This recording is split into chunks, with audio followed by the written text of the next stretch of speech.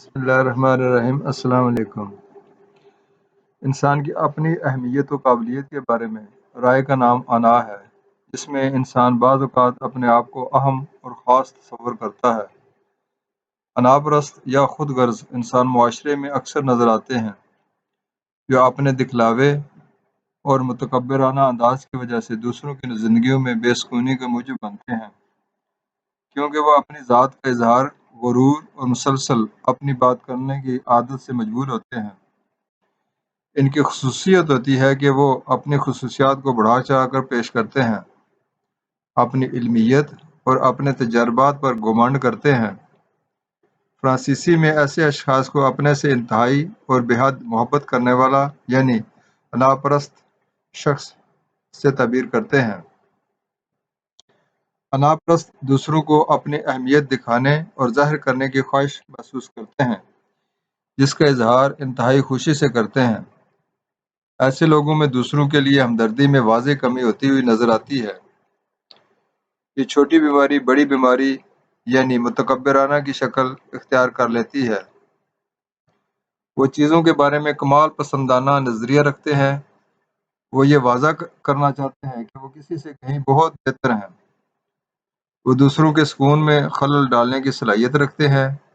ایسے لوگ خود اعتماد نظر آتے ہیں، مگر اندر سے عدم تحفظ کا شکار ہوئے نظر آتے ہیں، جسے وہ زیادہ سے زیادہ باتیں کر کے، دوسروں کی باتوں کو نظر انداز کر کے یا بالکل ہی اہمیت نہ دیتے ہوئے نظر آتے ہیں، یا دوسروں کی تصدیق کریں گے۔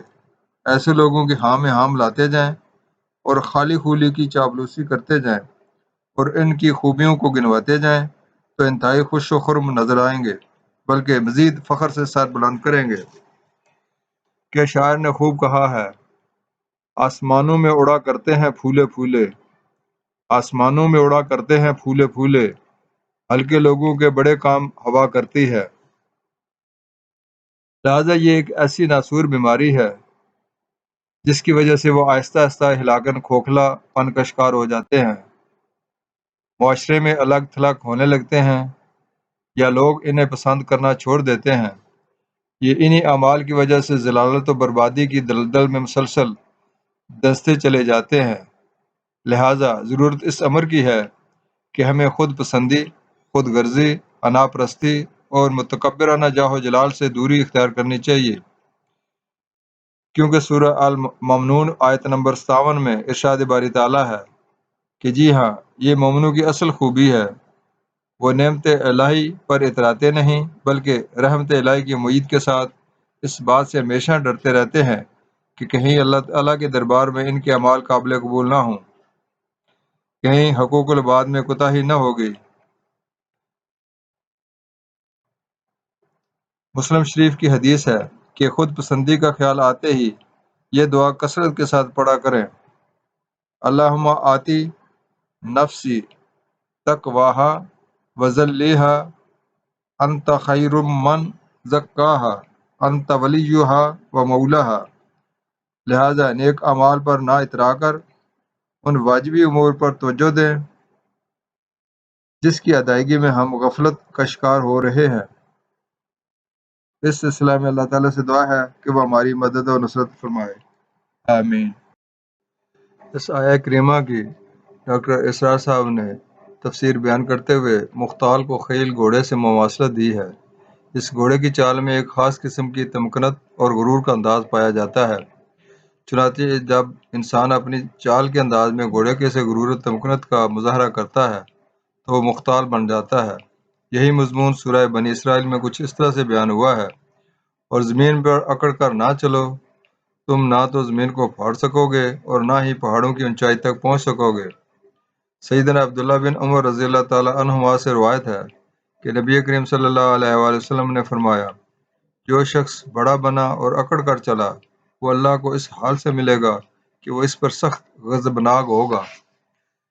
اب کچھ حصہ تفسیر ابن کثیر سے ماخوذ ہے، یعنی تکبر نہ کر کہ لوگوں کو حقیر سمجھے، اور جب وہ تجھ سے ہم کلام ہوں تو ان سے منہ پھیر لے، یا گفتگو کے وقت اپنا منہ پھیرے رکھے۔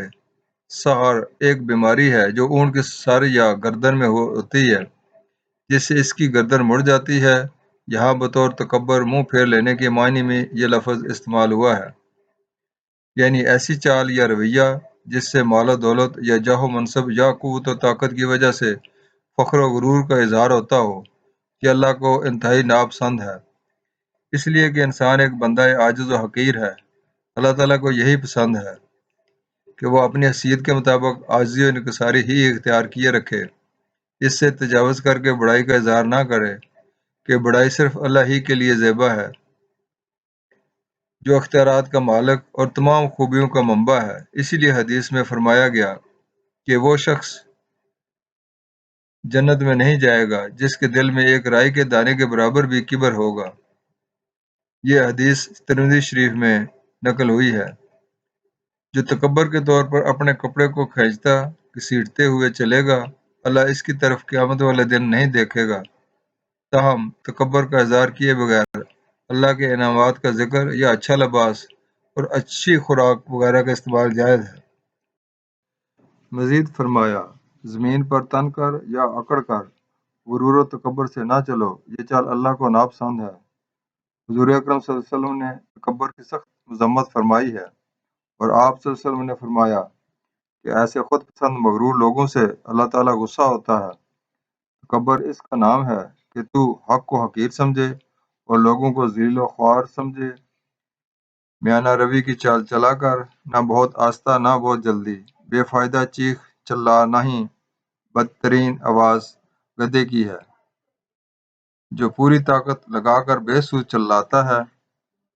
مزید ایک حدیث میں فرمان ہے، تھوڑی سی ریاکاری بھی شرک ہے۔ اللہ تعالیٰ انہیں دوست رکھتا ہے جو متقی ہیں اور لوگوں میں چھپے چھپائے رہتے ہیں جو کسی گنتی میں نہیں آتے۔ آپ صلی اللہ علیہ وسلم کا فرمان ہے کہ سب سے اچھے اخلاق والا مومن بہتر ہے۔ کم اموال کے باوجود صرف اچھے اخلاق کی وجہ سے انسان بڑے سے بڑے درجے حاصل کر لیتا ہے، اور دوسری طرف باوجود بہت ساری نیکیوں کے صرف برے اخلاق کی وجہ سے جہنم کے نیچے کے طبقے میں چلا جاتا ہے۔ اچھے اخلاق کی بدولت ہی دنیا و آخرت کی بہلائی ہے۔ انسان اپنی خوش اخلاقی کے باعث راتوں کو قیام کرنے والوں اور دنوں کو روزے رکھنے والوں کے درجوں کو پا لیتا ہے۔ جہنم میں دو چیزیں لے جانے کا سبب بنتی ہیں، دو سراغدار چیزیں، یعنی منہ اور شرمگاہ۔ دو خصلتیں مومن میں جمع نہیں ہوتی، بخل اور بد اخلاقی۔ بد اخلاقی سے بڑا کوئی گناہ نہیں، اچھے اخلاق سے گناہ معاف ہو جاتے ہیں۔ آپ صلی اللہ علیہ وسلم کا فرمان ہے، وہ جنت میں نہ جائے گا جس کے دل میں رائی کے دانے کے برابر کبر ہوگا۔ اللہ تعالی ہمیں تکبر اور ریاکاری سے محفوظ رکھے، آمین۔